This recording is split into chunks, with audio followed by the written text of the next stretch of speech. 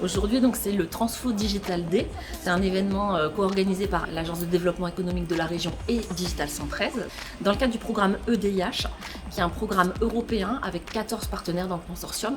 L'idée étant de pouvoir capter les besoins des entreprises des différentes filières en matière de transformation numérique et mettre en place face à ça un plan d'action avec des solutions dédiées qui peuvent faire intervenir soit les acteurs du territoire qui font partie du consortium, soit les acteurs du territoire de type entreprise qui ont déjà des solutions qui peuvent leur proposer.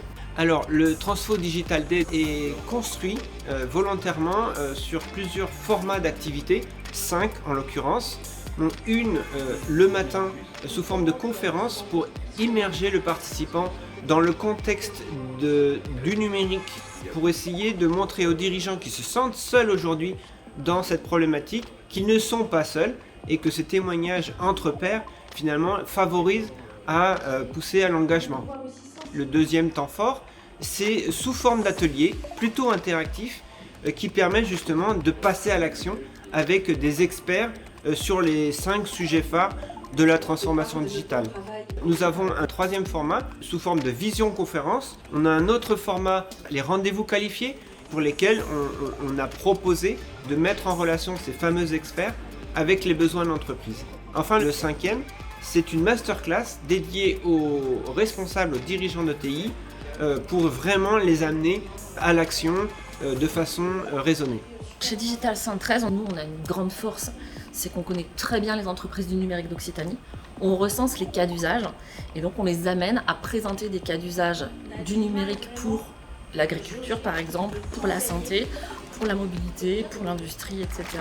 Où on essaie de partir d'un besoin et de pouvoir proposer, montrer ce que le numérique propose déjà comme solution face à ces situations-là. Ça permet à la fois d'acculturer, ça permet aussi d'évacuer certains fantasmes, puisqu'on a des fantasmes sur le numérique comme quoi l'IA va tuer les métiers, ou on peut tout faire avec le numérique, et puis donner envie, donner de l'appétence et créer plus d'interaction, de dialogue entre les différents acteurs qui peuvent ensemble travailler au bénéfice du développement économique de l'ensemble des filières. On s'est aperçu qu'il y avait un gros manque, notamment au niveau de la cybersécurité, la protection des datas médicales. Donc c'était absolument nécessaire de suivre cette formation et ce diagnostic qui nous a ouvert les yeux. Il est vraiment important, bien fait, structuré. Nous sommes une petite structure qui est assez éloignée des développements digital. Je souhaite me approcher plus de cette question-là.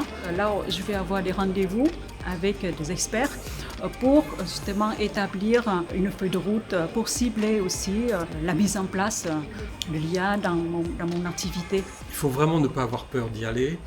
C'est un peu rébarbatif le diagnostic 360 qui est proposé, mais petit à petit on se rend compte de l'utilité, de l'élargissement des connaissances qu'on peut acquérir et surtout ça identifie des acteurs qui vont venir vous aider. On ne les aurait pas trouvés autrement.